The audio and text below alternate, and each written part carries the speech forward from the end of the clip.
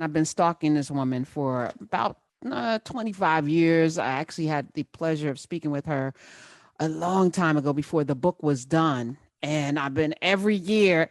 Can you please come on the show? How can we reach you? How can we get you? What is it? What can I just want to talk with you? You are brilliant. And she is brilliant. She's all of that. And if you haven't read any of her books, you must get the book on post traumatic slave syndrome. You must get that. You must get it. You must get it. We're going to tweet it out because I think it gives you the foundation for how we got here and the blueprint for how we get out, how we get free.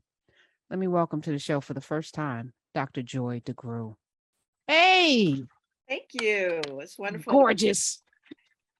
Good to see you. It's good to be seen, you know?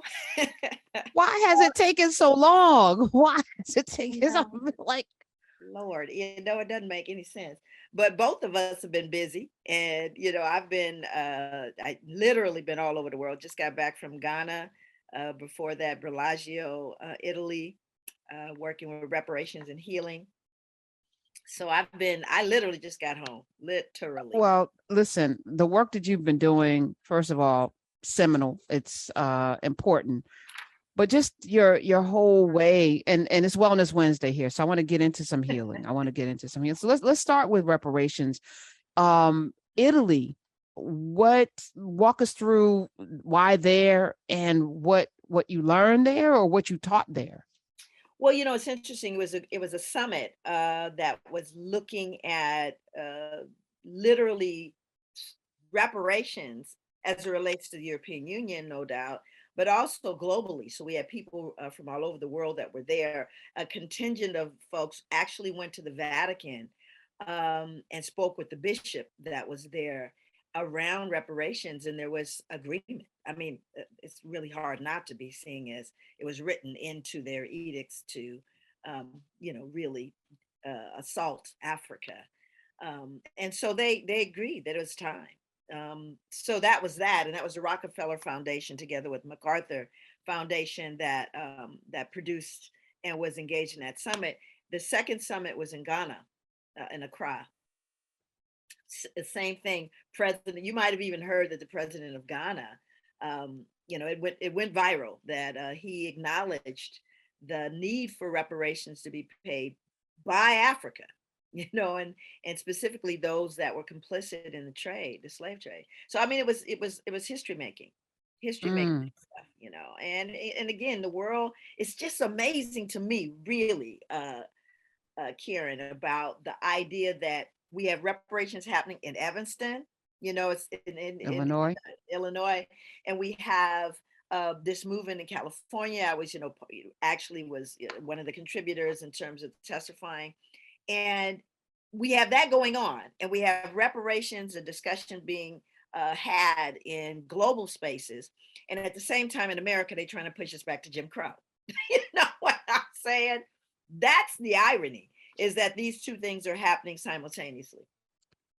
Before your book, and before your work that came before the book, Post Traumatic Slave Syndrome, America's Legacy of Enduring Injury and Healing, that term wasn't even a term. Like, you coined that term. Like, nobody was talking about and then after that, after your book, there started to become studies on epigenetics as related to people who survived the Holocaust, right? So there's a huge study out that shows that the next generation after the Holocaust survivors, their children have in their genes the trauma of that less than 10-year period of the Holocaust. So what does the 400-year period look like in our genes, Exactly, Dr. exactly. And I think that the jury's still out fully on the whole story, but one can extrapolate from the science that if a trauma can have residual impact in a generation, a single trauma,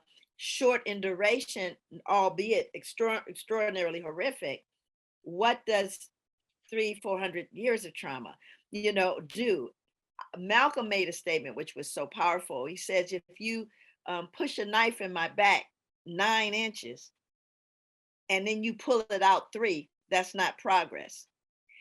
Even if you pull it out all the way, that is still not progress. Not not until the healing can happen. You can pull the knife out and the healing can happen.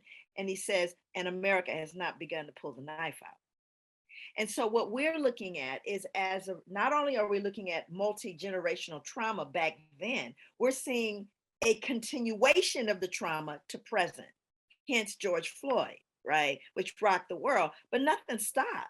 The trauma never ended. It wasn't like, it changed form, but it was trauma nonetheless. So I don't know that we can even equate the level of trauma and assault on our bodies, our minds, and our spirits with any other group. For folk who are not informed, which is a lot of people, a lot of people, a lot of us, and some of it is our fault, some of it is not our fault, because we are willfully made ignorant so that they can continue this criminal enterprise. Dr. Joy DeGruy, walk us through I know, read some of your dissertation. We're going to talk a little bit about that. But when did you have this moment where it's like, this is what it is? So walk us through what this is, what post-traumatic slave syndrome is, and then give us some, blueprint for how we come out of it together. Yeah, that's the good news. Most of the work I've been doing now, I wrote several models, evidence-based models for working with in community, working with individuals, working with families, working with groups, working with community, the village. That's what the cumulative impact has been on my gathering the data that I have throughout the years and teaching and doing what I'm doing. But if I were to unpack it, I think it's been with me a large part of my life. I grew up in a household, my father and mother from Louisiana, distant. My grandfather is from Belize. My father went to the sixth grade,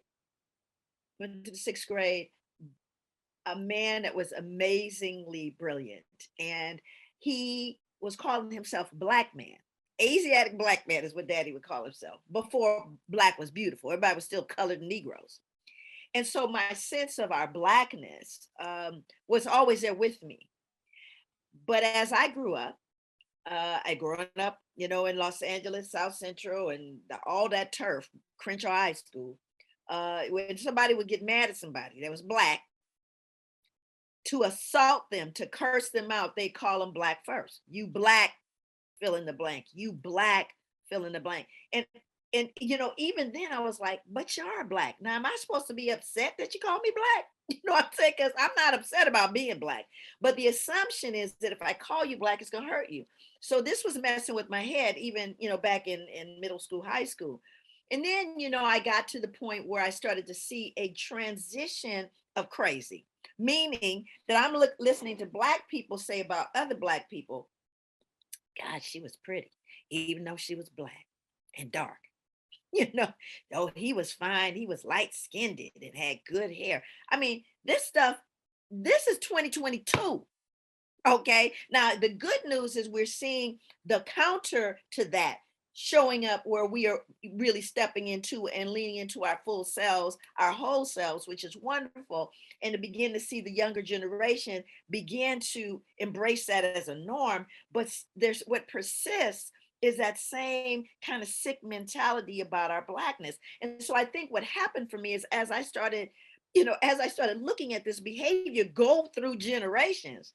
I mean, from the time I was a kid, my mama, I'm going, what's going on here? So I started trying to find the etiology of this. Where did this begin?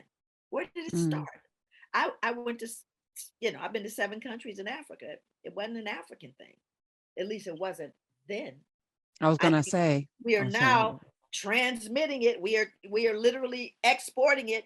And so you have Africans bleaching their skin. So I think this thing, and largely because we haven't had this conversation, not collectively nor globally. That's beginning though, because that was what was wonderful in Ghana. The conversation was real. So that's how it started. I started to look at everything from how we perceived ourselves as human beings to what we ate to what we believed, folded into our survival in this country and in other parts of the world where chattel enslavement existed. I saw us blending our survival adaptation with our rich cultural experience. and we never teased the poison out from the cookies. We never Mm. said what stuff do we need to leave alone and we need to stop. It all got squished together in what we call cultural. And what I, attempted to do in my work, as you know, is to tease the poison out from the cookie. Let's keep what's good and healthy. Let's keep that healthy resilience, that continual perpetual growth and trajectory towards being greater people. Let's keep all that, but let's let go of some of the crazy stuff that we've held on to, that we harm ourselves and others with. All of the crazy. Dr. Joy DeGruy is here. 866-801-8255 is the number. I'm going to give out the number, even though I'm really, really greedy right now, because I get a full hour to talk with her. I'm going to use every minute of it. Ah, As you are, breaking down the etymology, of where we are right now, I was thinking, say it loud, I'm Black and I'm proud, Black power, the Afro pick, the Afros, the Bernie Casey and Cleopatra Jones and the Casino of Love, and all of the things that empowered me as a young person, even Fat Albert, on some level. Yeah. And so we had that period. Look, Dr. Joy hey, yo, got my fro when I had hair. Okay, I I'm see with you. you. I was right Yes, there with it. I couldn't keep my hair standing up. I wanted one. I teased it into damage. That said, there was a period where it was clicking. Something was happening. And it was Don Cornelius. It was all, and it was, we didn't need them, advertising, all of that. And then something happened. Mhm. And then we had the early 90s, late 80s, African medallions and, African bombata. And, hip hop was talking about some real stuff, self destruction. You're headed for self destruction. And it was becoming powerful cross color. We were empowering ourselves through FUBU and art and everything. And then something happened. A lot So my happened. question is, yeah, the disconnect. How do we keep it so that we can build? And I see, how do we prevent the thing from happening again and again? How do we Totally prevent understand. that? Totally understand. We don't have to relive this. But there were three things that showed up for me in terms of my assessment, my investigation into this as a social scientist. There were three things that came into place. First, getting co opted. You got a lot of folks that, what was it that Randall Robinson said in my book? What he said to me was, he says, a lot of our Black leaders came to do good, but stayed to do well. Mm-hmm. Okay, so we got Sit there for a second. Sit there for a second. First of sit all, there Randall with that. Robinson, everything. A lot of people came to do good and stayed to get well, Stayed to do well. to do well, to do well. Stayed to do well. And so what happens is you have certain folks that got co-opted. They got pimped, right? And so the money started flowing and they started saying, well, you've always, they've always looked at our community as 100% consumers. So they figured out how to frame it and sell it back to us and buy us. That's one thing. The other piece that happened, that as a social reality, remember there was a big teen pregnancy boom, I don't know that it was a boom so much as everybody was looking at it, and they were frisbeeing condoms at everybody. Well, what started happening in our social services arena is, now, first of all, I grew up, there was always teen pregnancies. That's nothing new. The difference was the teen didn't raise the child. The family raised the child.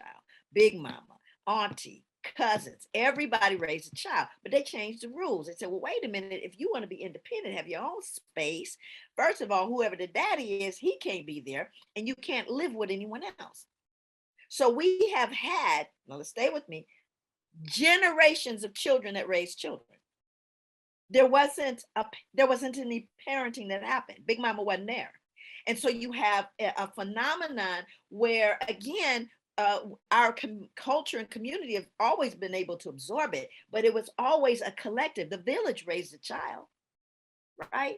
And like my dad would say, bad news will beat you home. Your community was there and surrounded you, poor or otherwise. But that all of a sudden was removed with, again, saying we're going to control and manipulate this to such a degree. Honest to God, true story. I got to tell you this true story that gives context to that. Okay. there was a young woman that I was mentoring in Portland, and she had blown out of a number of high schools, and she finally found an alternative school in Brooklyn. And she wrote me, she said, if I graduate, will you come to my graduation? I said, absolutely. Because she used to started calling me mom, right? I was her, that fictive kinship. So I flew in. I knew I shocked her because she probably didn't believe I was going to do it, but I flew in for a small group, maybe about 20 kids, total, small alternative school. And she was really proud. And she saw me and she just lit up and she goes, so she goes and grabs this woman. She goes, that's my mom. That's who I've been talking about. That's my mom. This was her mother. This was her mother that she had. That she was talking to. And when I realized this was her mother, I was like, yeah, I'm trying to smooth it out because and she was so excited. First of all, she looked like she was maybe, I don't know, she could be sisters. That's how young she looked. And she said to me, would you be my mom too? She said, would you be my mom too? Wow. And so what that said to me, and what I began to realize is, I'm not talking about bad people. Let's be clear. This is not pathologizing people, but we do not grow up in a vacuum. We grow up, thank goodness we have people in our world that are going to tell us stuff that maybe our parents can't, but my auntie, I could hear from her, or you know what I'm saying? But there wasn't that. And so we've lost generations to a lack of literally a mature adult being present. Now, third part of that is crack cocaine. And what crack cocaine did to our community. Crack cocaine did to our community, not what heroin did, because heroin was already there. Not what marijuana did, because marijuana was already there. But what crack did was devastate our community. And if you read the work of Michelle Alexander, this was intentional. She's an attorney. She says, if anyone doubts you, use my book as proof that the United States was complicit with the use of cocaine in the Black community. So what we're looking at is a fractioning where, it's messing with your head in such a way that there was a young man who stepped over his mother's body for 3 days to get that money from her purse to get the rock. He stepped over her body for 3 days. That's what crack does.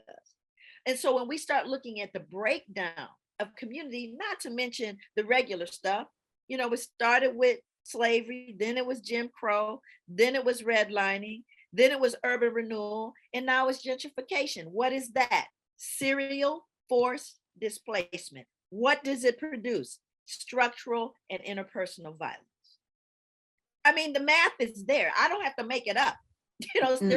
So what's happening? And once again, and I said, you break my leg and then you complain that I limp. These things, all of these systems have collectively created what we're seeing. 1 step forward, 5 steps back, 10 steps forward. Because you see, again, even in Africa, if you think we've been ignorant of the 2 pages of Black history that they've now removed, go to Africa and you'll see how ignorant we are of what colonization did there and what corporations are still doing to Africa, rape and pillage. And so again, we are so, there's a lot of work to be done. The good news is that knowledge is more accessible than it's ever been. Even though they're trying to shut it down, the cow's out the barn and down the street. There is no way you're going to stop young people or anyone that wants to know the truth from knowing the truth. Yeah, yes. No, there is a way to stop it by giving them the appetite to not want to know. Your video should have 100 million views. They don't. My video should have 100 million views. They don't. And so when you think about what is popular and what people lean into, it's going to be the fracturing, the butter biscuit, the fighting, the debauchery, the sex. Is going to be all of the things, all of the tropes that we feed into. And to your point, as even as you're talking, I always want to go back to the source. I'm like, who got in a room and divvied up Africa? And we were like, okay, who got in a room and decided that young people can raise young people? And where was the leadership to say no? Oh, they were co-opted.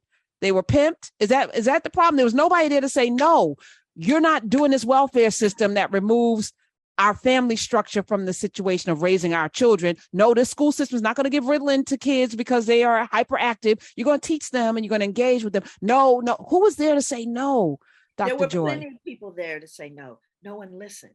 And so what because I know folks that were there that showed up in the room, but you got to remember that when you start looking at critical mass, now I don't excuse anything. There are plenty of folks leaning in. I certainly was leaning in. Everybody I knew was leaning in, and we were making certain that our kids were getting what they needed in little enclaves, because the larger system, and like you know, in our Wellness Wednesdays, you know, we need to know that, and people need to repeat after me. Every system Every system is perfectly designed is perfectly designed to get the results it gets. to get the results it gets. And so when you start looking at the systems, people say, Doctor, how do we fix the system? The system isn't broken. It was never designed to help us. It was always designed to control us and to bind us and to limit us and to marginalize us. That's the way it was. Every major system in America has at its root white supremacy. I'm not saying that hyperbolically. I'm not just saying that to be, you know, to make anybody feel achy and confused. This is a fact. Every major institution at its root. I don't care what you're doing. You want to be an architect? Look at the root. If you want to look at medicine, look at the root. If you want to look at law enforcement, look at the root. It doesn't matter. All the major systems, starting with the Constitution, was designed specifically for white, wealthy, land-owning men, and then white people. Nobody else. And in those white people, women weren't even included. So what we have to appreciate is it started out that way. And so what we're trying to do is figure out how we can tweak a system, and it always goes back. It's like, say, for example, there's justice on one of the many murders of Black people. They're one of them. Guess who's going to be the next judge, the next district attorney, the next sheriff, the next mayor, the next, do you understand what I'm saying? Yep. This is why when people are talking to telling folks to vote, we're not talking about just looking at the top ring. We're talking about everybody that's making the decisions about how you will live in your own space. So these are things that I think we have to begin to have conversations about. And when when people know better, they can do better. And again, folks don't know that they need to be listening to you. They don't even know. But they may know if I take and say I put a link on mine, and then my granddaughter puts it on TikTok or whatever. You know what I'm saying? We've got to figure out how to get the information. People don't know what they don't know. So they don't know that it's anything important. All I know now is here's the fourth round. I'm gonna get mine. I don't know about you, but I'm out to get mine. That mentality is huge. Nobody promised me anything. Nobody left anything for me but debt. Nobody gave me anything. So guess what? I don't care about nobody. I'm gonna get mine. So that mentality is born out of negligence on the part of many of them, my age group, and before, and not really before, really mine and following me, those that we did not adequately hand the baton over and explain the race and where the tape was they needed to hit. Dad, Dr. Joy is here. Whoa, I was preparing for today, and I've been like pondering this from Flint, Michigan, Detroit, Newark, a certain, water crisis in Mississippi, food deserts. I'm thinking about all of the places where, Alabama, pig farms and pollution. And I'm thinking about our health, physical health, and geographically. And I'm saying, like, we had two great migrations. We fled after slavery, and then, Reconstruction.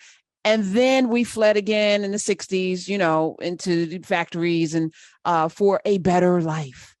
Right. What is it that's keeping us in these places now?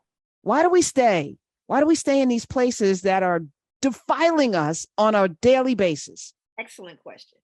Are you familiar with learned helplessness? Please educate us. Okay.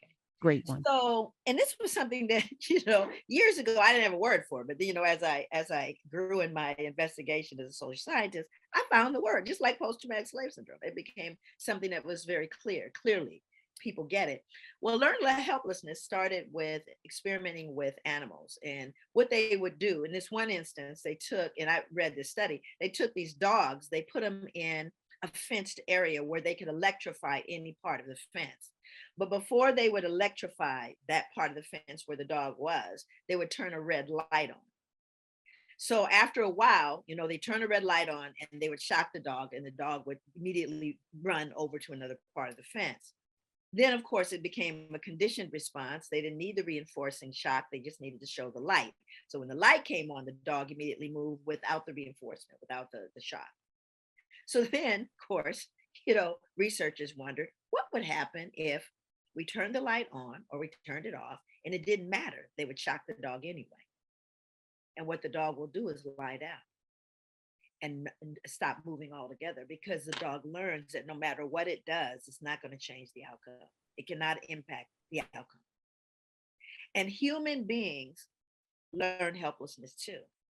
So if you live in a community where, let's just give you a room, whatever room you're in. Let's say there's a door in that room, and at that door, there are people guarding the door, and anyone who approaches the door, people shoot them. Kill them, knock them down, beat them. After a while, nobody goes to the door anymore. But then time passed and the guards aren't there. The door is still shut, but the guards are gone. People still don't go to the door. The door actually is now ajar, and people still won't go out of the door. That's called learned helplessness. You also start hearing things like, well, there's no reason to go out that door. Nobody ever comes back that ever went out that door, right? Or people think that they're better than us outside that door. We start creating reasons why you don't go out the door. Then you have the researchers that do research on it. Let's find out why they're not. Let's do a research on why the people aren't going, and let's do research on the research on why the people. What Dr. Joy does is I go and I go, hey, give me a hand. Let's walk out the door. Immediate self-efficacy. I don't need no studies. I don't need to study. I don't need to talk to people. I need to demonstrate, walk hand in hand, shoulder to shoulder out the door. And then you have something called, just like you have learned helplessness, you have learned self-efficacy. That means if Dr. Joy can walk out the door, I can walk out the door. We need more door walkers. Yes. We can flip this. Same thing with epigenetics. Just like a trajectory of injury can happen, a trajectory of healing can happen. So listen, however deep it is, nobody's coming in my house, grabbing my children, selling them out of my hands, raping my kids, and passing them around the string. That is not happening. You understand me? However deep it is in Dr. Joy's life, that's not happening. And the people then had hope. There were people then that saw joy coming in the morning. There were people then who had 100 years of slavery behind them, a couple hundred in front of them, that said it won't always be this way. So how can I, in 2022, it's deep, but I know where I came from. I know what my people endured. Now we gonna say we can't do it? Not now.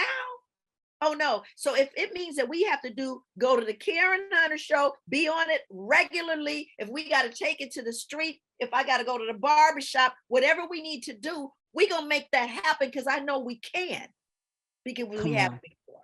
So that's my contention. The answer is easy for me. I know we got this. I know we got this. Dr. Joy DeGruy is here. Post-traumatic slave syndrome is a phrase that she coined, but it just gave voice to everything we were experiencing. And she did her doctoral dissertation on the male youth, the African-American male youth, violence, and using the sociocultural theory, social learning theory, and trauma theory frameworks to help predict how we can help these babies grow into manhood. Why was that your dissertation? Why did you choose that topic? Didn't really choose that. Okay. Didn't choose it. Okay. No. Let me explain. So when I started to talk to my dissertation committee, now, first of all, I'm in Portland, Oregon. My fault. But I'm in Portland. You said my fault. Right. Which prides itself on being one of the whitest cities in the United States. Literally prides itself. Well known. No surprise there. And here I was, the only doctoral black doctoral student, and I am wanting to connect. I am trying to figure out a way. I coined the term post-traumatic slave syndrome, but you can imagine the pushback I got there. Oh no, you've got to change that name. Why is that? Well, it's disconcerting. It's just provocative. I said, no, it's not. Right. And then of course these were all my white, professors and all and that made me know I was going to use the term at that point. But now I have to count and measure it. And I'm really serious about research, and I think it's important. So it was not a qualitative study, it was a quantitative study. I looked at 200 African American males. I looked at Wow. 100 who were incarcerated, 100 that weren't, roughly between 14 and 20. Um, and I wanted to figure out, they wanted to look at violence, because violence is one of the symptoms of post-traumatic. But I didn't want to look at violence. I wanted to look at something called vacant esteem.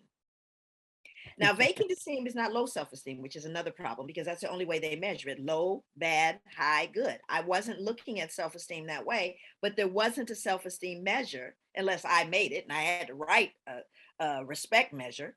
I couldn't, I was stuck using the tools that they had, but it didn't. For example, you could have a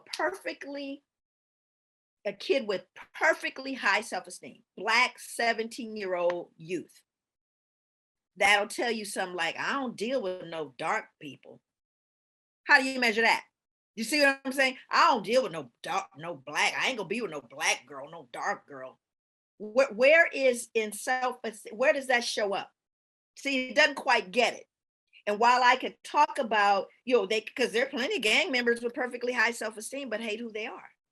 You see what I'm saying? So Yes. again, now you understand, my committee, mainly white people, I was able to get one outside person from Black Studies, Dr. Edwin Nichols, who was in another state, because just because of who he was, I was, collaborating with him and talking to him about it. And then we had one Black professor that was there that had my back for sure, and my chair. So I'm looking at these folks, everybody else is white, and they're basically saying, well, of these things you call, first of all, that vacant esteem you're talking about, that's not a social problem.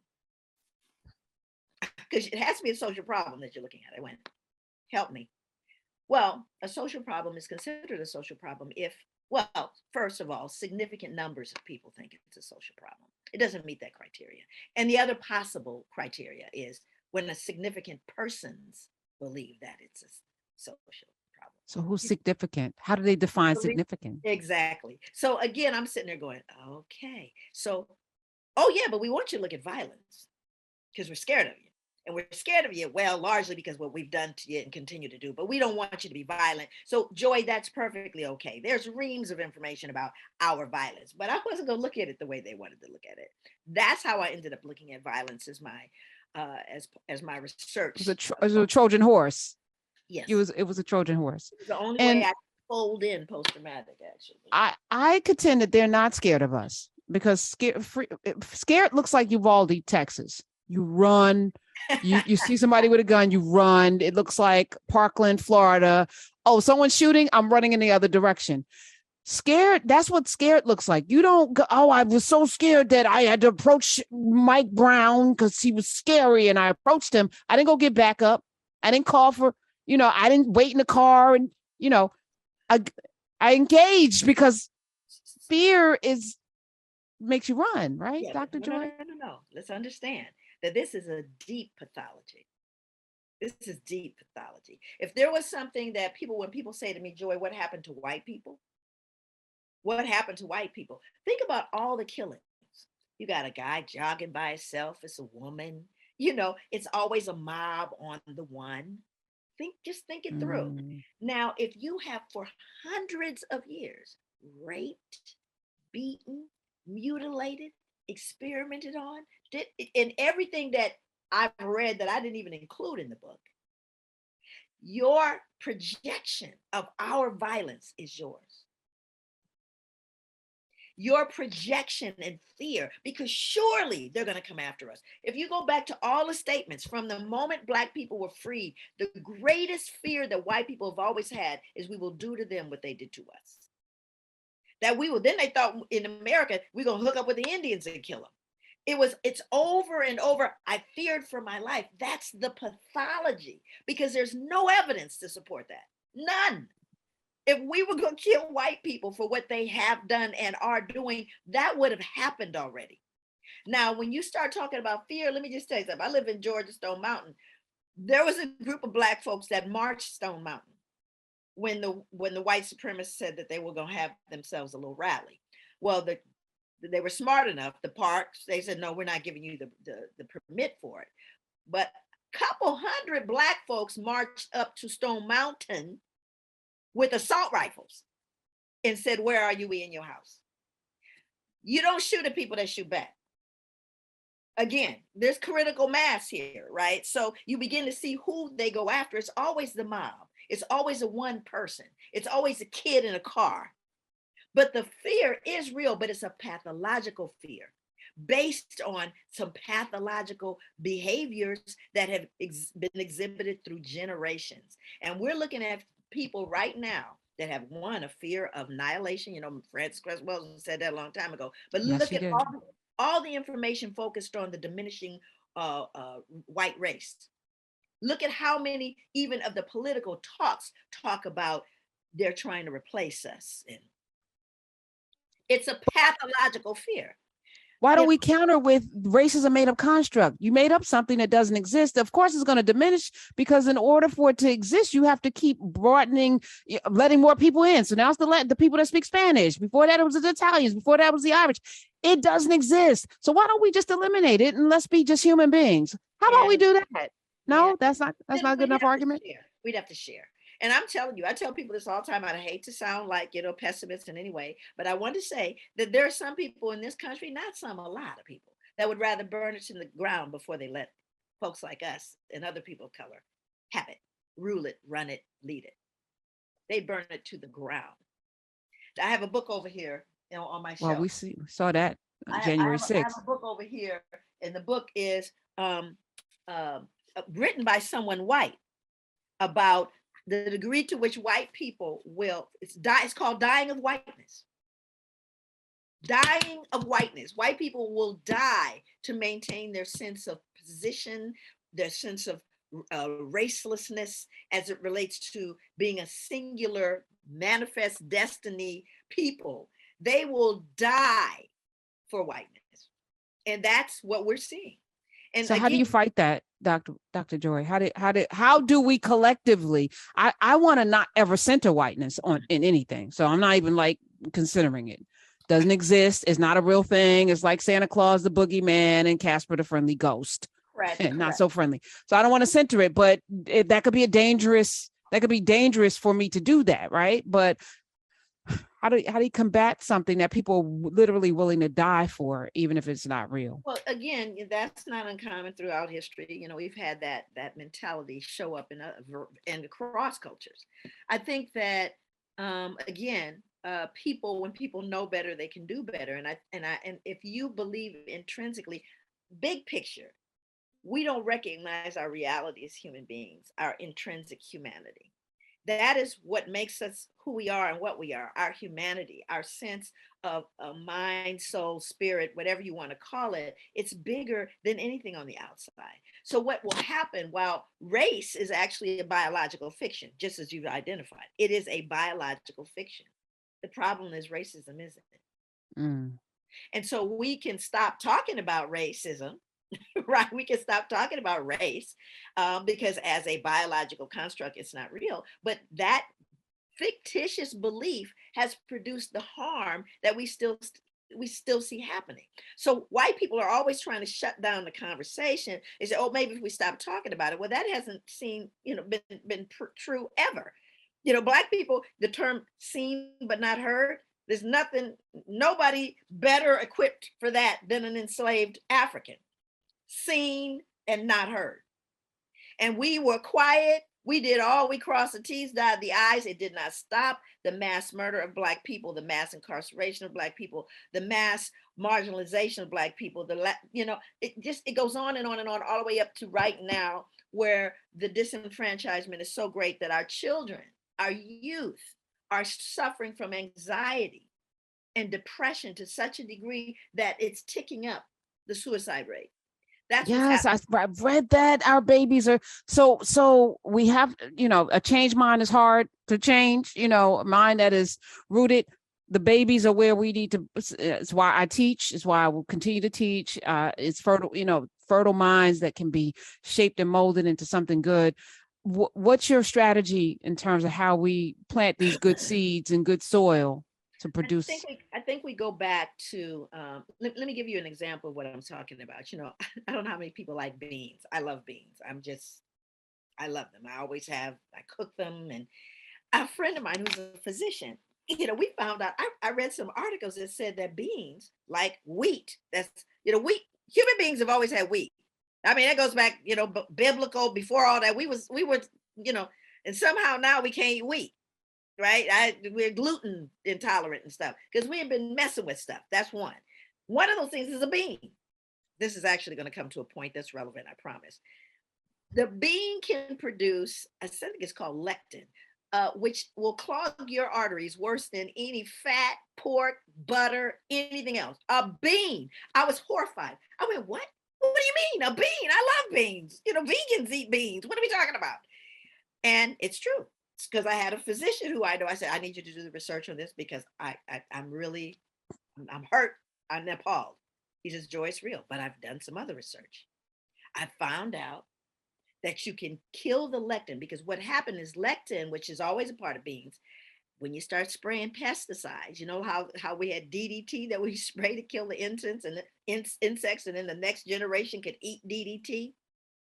They adapted, Yes. right? Well, so do everything in nature. So the beans started adapting and creating more lectin, this stuff that's not good for us, but I guess it helps the bean. I'm not sure. So here's what we found out. If you get beans that you eat, that if those beans have not been boiled for a half hour to an hour, I always boil them an hour, or done the old fashioned way. How did your mama cook beans? What did they do first? Do you remember? Washed them. Yeah, they soaked them overnight. Soak them overnight, right? So what Yeah. happens is we lose. And again, I started doing what my grandmother did, but now we got crock pots. We can just put it in there, cook it, slow cook it where it doesn't kill it.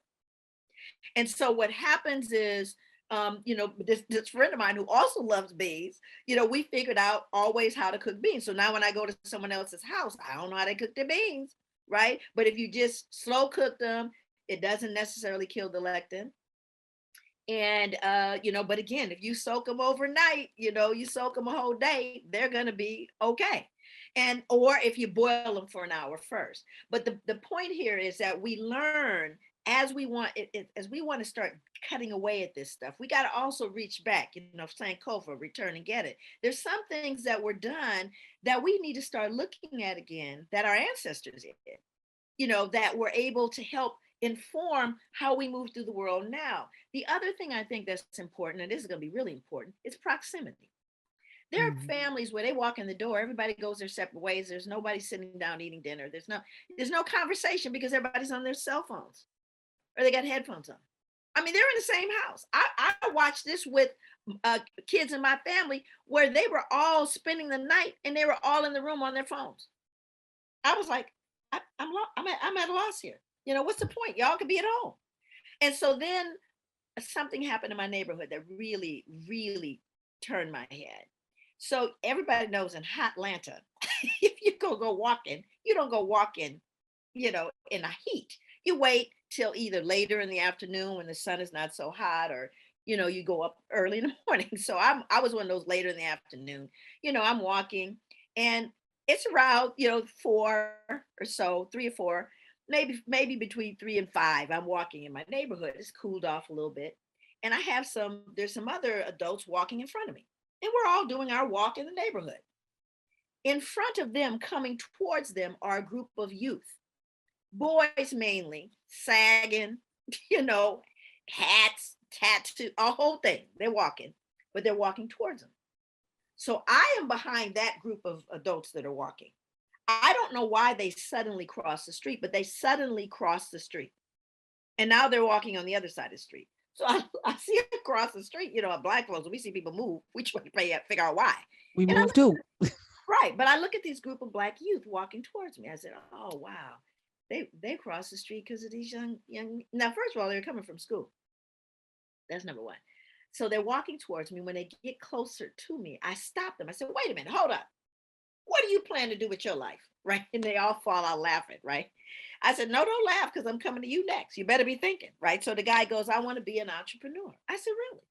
He says, yeah, my uncle owns a barber shop. And I was thinking I want to own my own spot. I said, so what are you doing to make that happen? He started to talk to me. Next thing you know, they're chomping at the bit.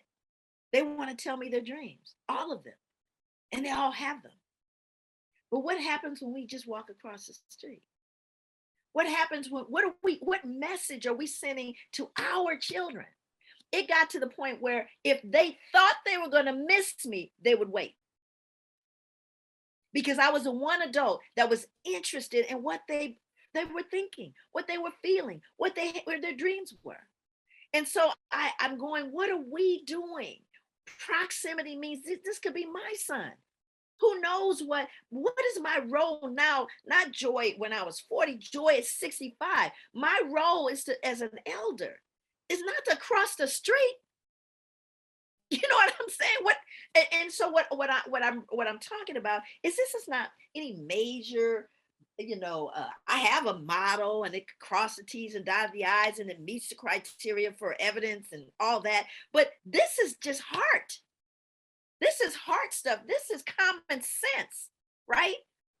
And those very same young men that you're scared of or you're acting like they're menacing, if they let me tell you what's gonna happen. If it goes down, something crazy happens, and they breaking in and up and out of folks' house, they gonna say, "Oh, don't, that's Miss Joy." Right. Don't go. Are you with me? Come on, just use your common sense.